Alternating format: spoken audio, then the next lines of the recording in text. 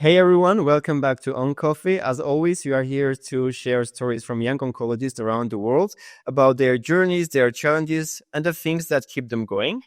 Today, we are headed virtually, of course, to Brazil, and I'm thrilled to be joined by Dr. Sofia Vidaurre, a medical oncologist from Rio de Janeiro and the coordinator of the Young Oncologist Committee of the Brazilian Society of Oncology.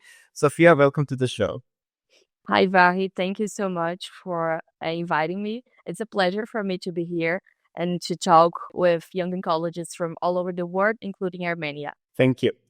Since this is on coffee, I have to start with the essential question. Sophia, how do you like your coffee? So I prefer my coffee, espresso one. I really like to have coffee with a piece of sugar, with a piece of cake, something like that. So I really like espresso with something sweet. I want to share a story. Maybe you know that, but I want our listeners also to know.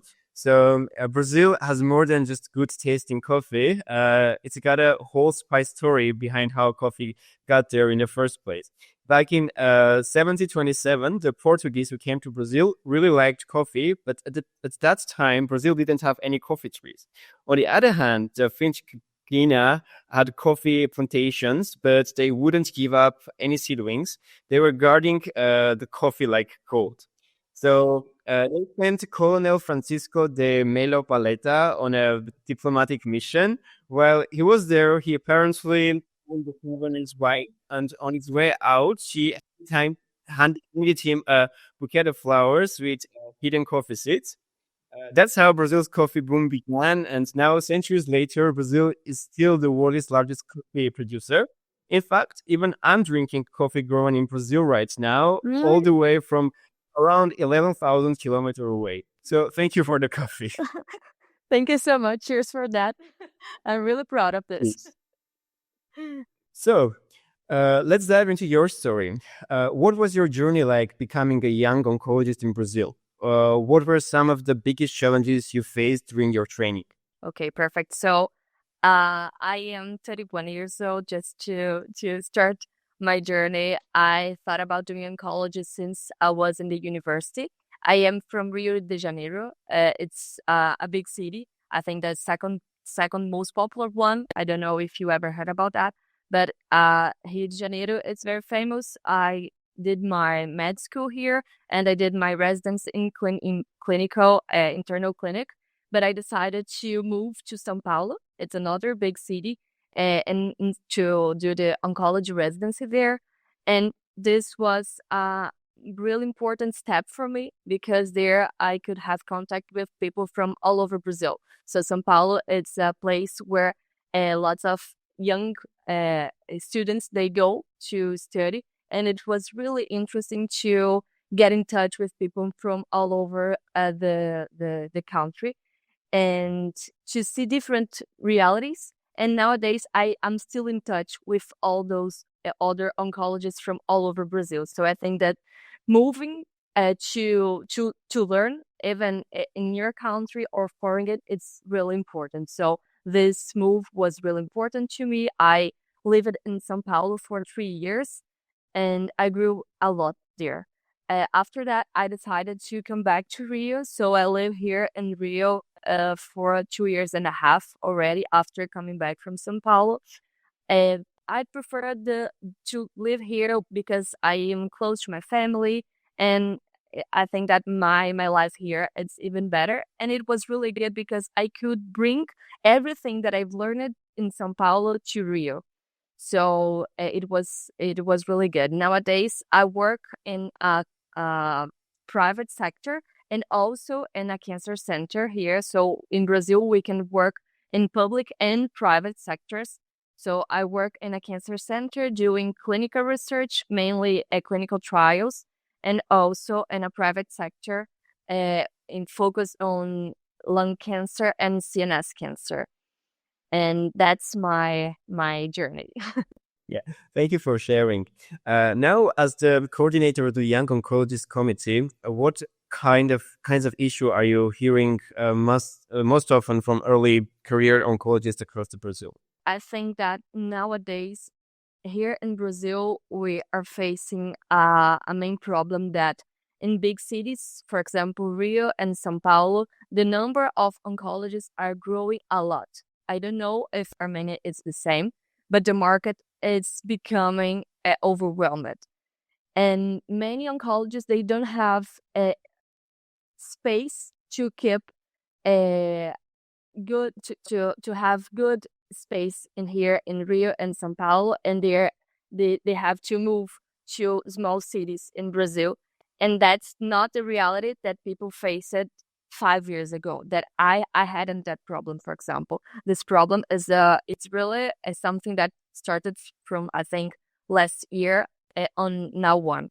So the young oncologists, they are asking me and my colleagues a lot about that. What to do after they finish the residency? Is there space to work in Rio de Janeiro, in São Paulo, or in big city, or should we go to other places? Or, for example, should we try to apply for fellows in the U.S., in Europe, or is there space for that? And that's something that we are stimulating a lot, because, for example, in the US there is a lot of space for fellows to learn to so I think that if you have this experience foreign, and after that you can bring to your own country, maybe you'll have more space, and you'll have uh, more knowledge about a specific topic, and you will be able to work here and to pass what you've learned in other countries. So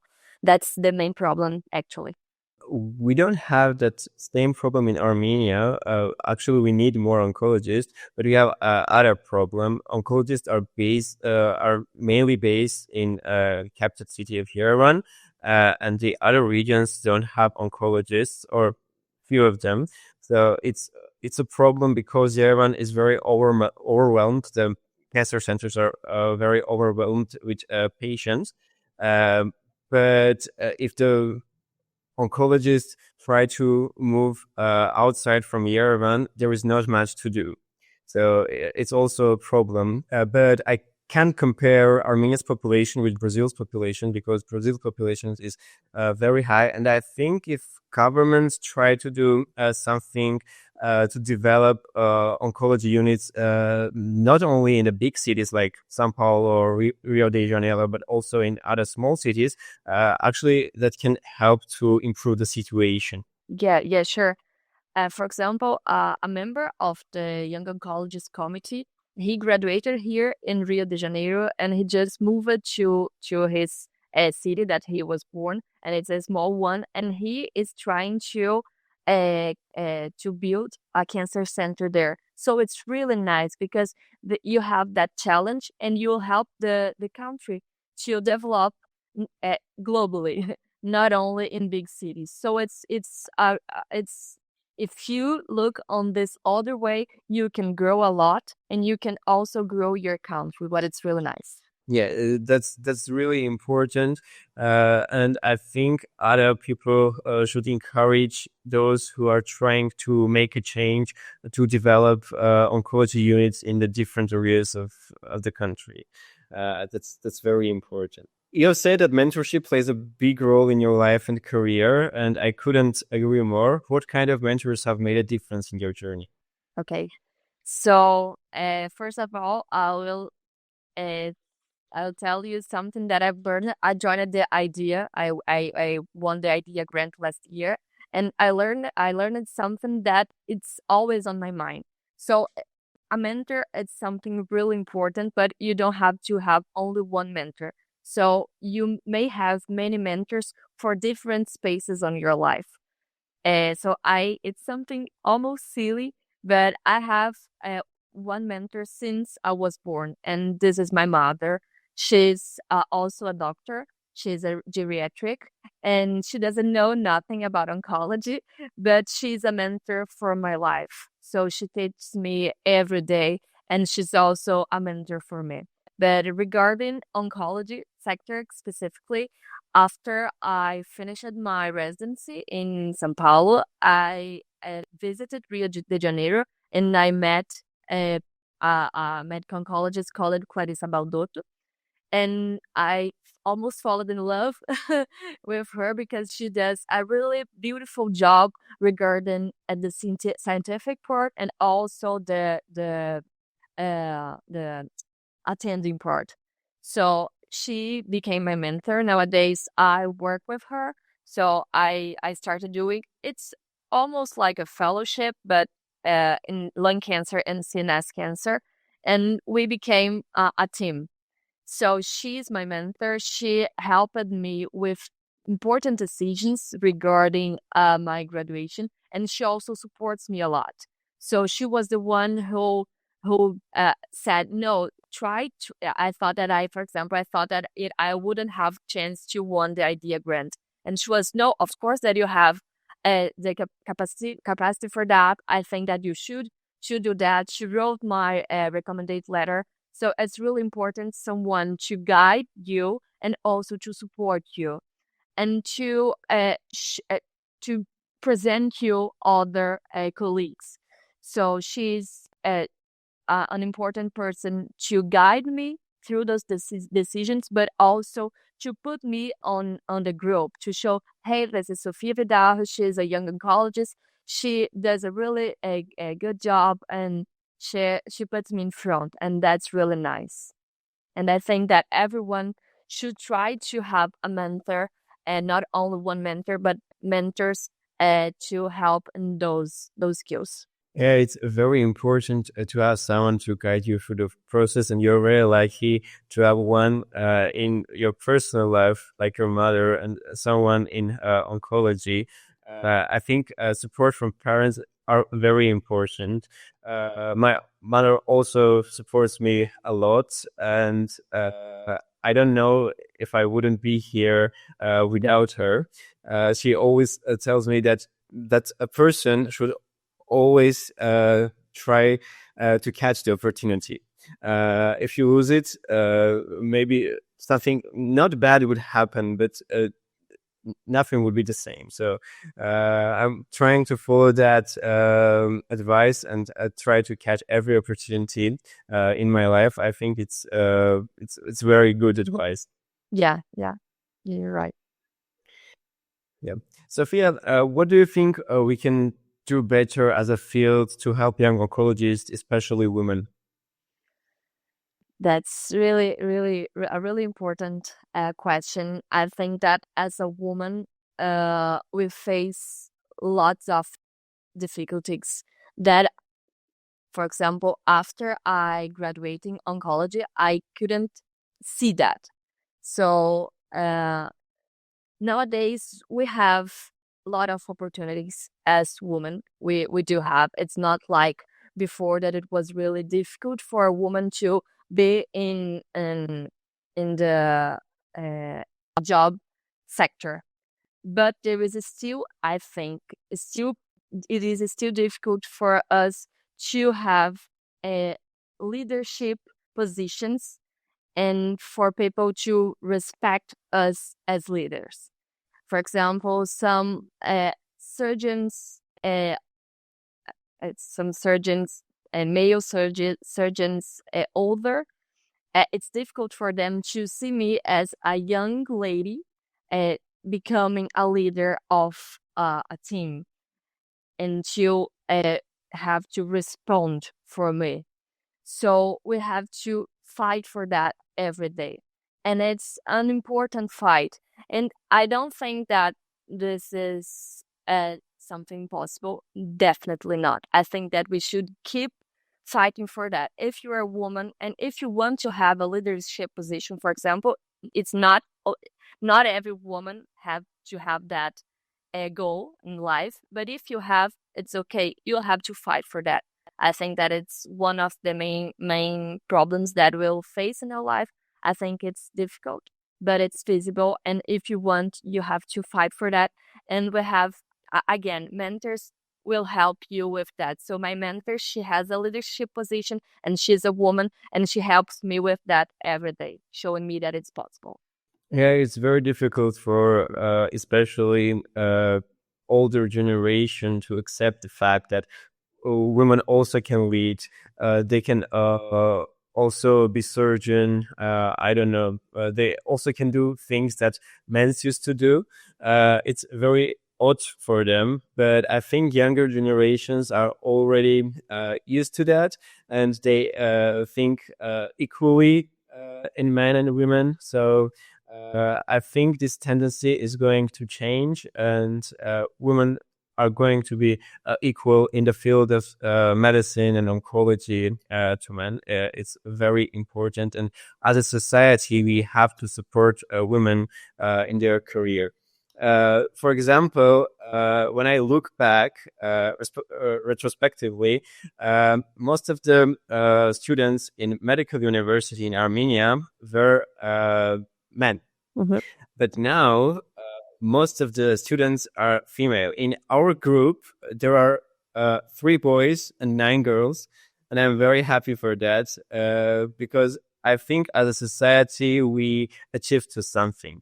That's very important. Yeah, and just came to my mind another important topic that we as women will have to face and to share with our partner is for us to be in the leadership and to be in the working field, and also to have a home, to have child, and to make this balance. So it's really important of our generation to have this in mind that we can do everything the same way. So we can work in the same way, we can have leadership, we can be leader in the same way, and we also can work at home and take care of our kids in the same way. So it's always a balance, and it's very important for you to have partners who share the same idea.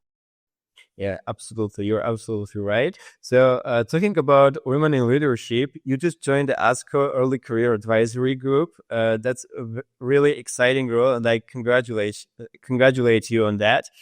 What are you hoping to bring to the table as someone representing Brazil and Latin America in that space? Okay, thank you so much. I'm really happy to join it. It will start in the middle of this year after ASCO. For me, it's really important to be in the Brazilian committee and also to be in ASCO committee, representing young oncologists, because I'll be able to see the difference and also the similar points in both countries. So, me as a young oncologist in a low and middle income country, sometimes I don't know if you have this feeling also, but sometimes I feel that, for example, we can do clinical research here in Brazil because our cancer centers, we don't have enough money, we don't have enough space, we don't have. So when I talk to other people from high income countries and see that we are as good as them, but sometimes we'll face more difficulty. So being part of this committee, I will try to help the young oncologists to maybe join clinical research programs in Brazil and in the US. So try to do this bridge between those two countries, helping my country, especially in the clinical research field, to help those young oncologists.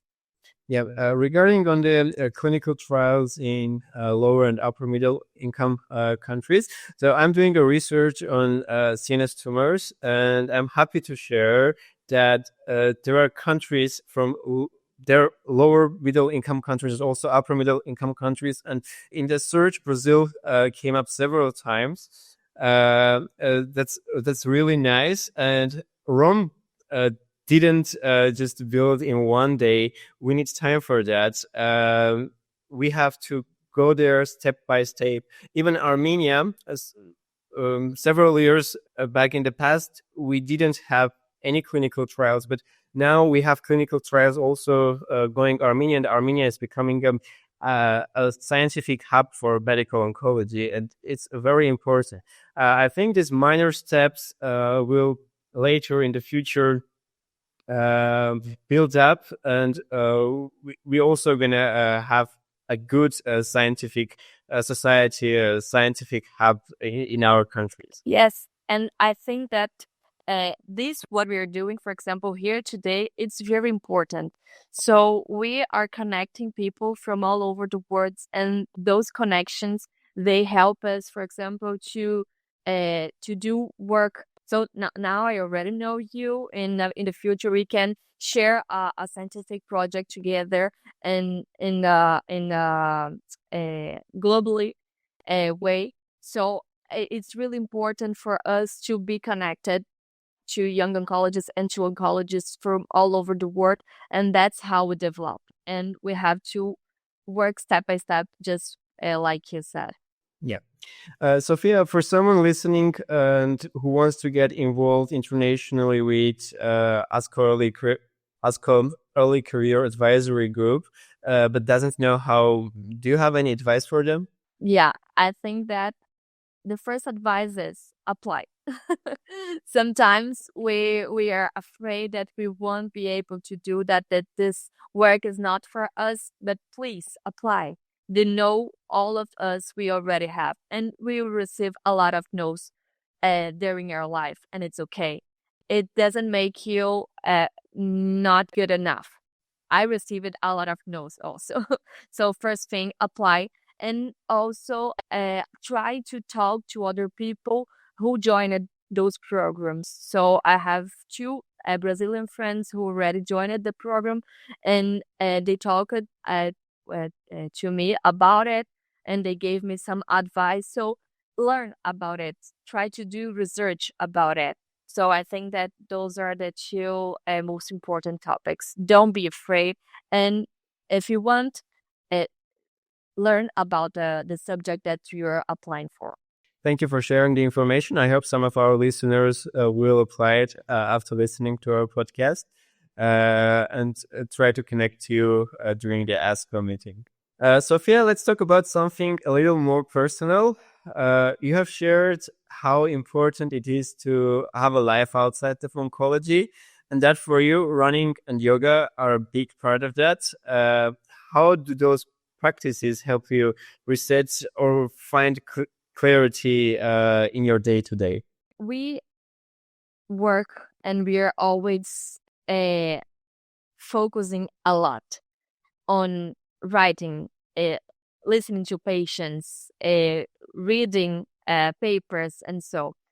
But it's really important for us to stimulate our creativity, not doing that. So I think that everybody should, sure, at work and all this stuff, but for us to keep our mind active and to keep our mind creative, to open our mind for other ideas, I think it's really important for us to do something beside the top of oncology. So that's where I found the sport part, yoga and going out for a run.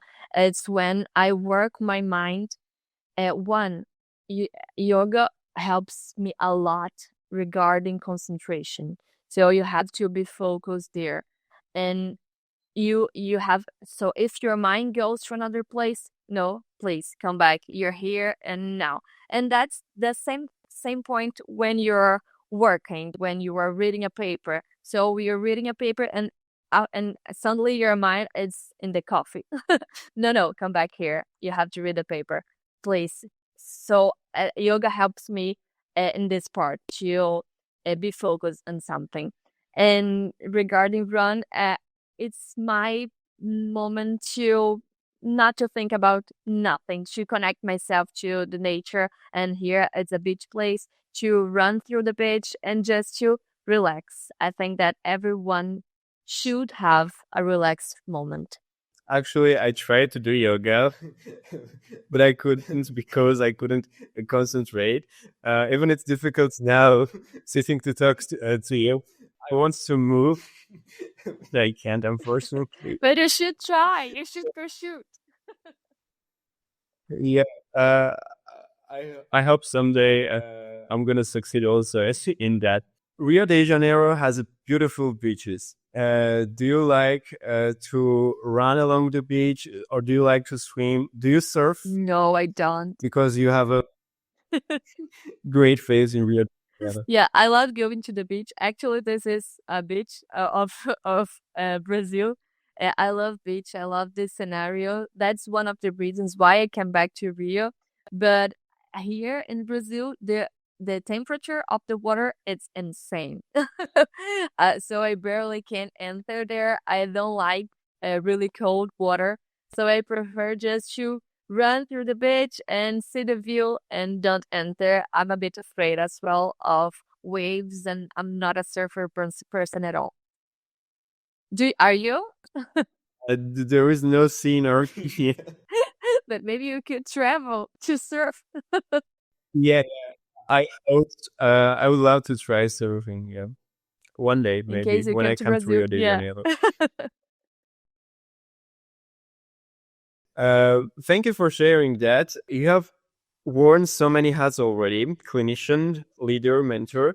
If a medical student or a resident in Brazil is listening right now and feeling overwhelmed, what's one thing you want them to hear? So something that we just said, I think that it's important for people who are feeling overwhelmed to do something beside oncology.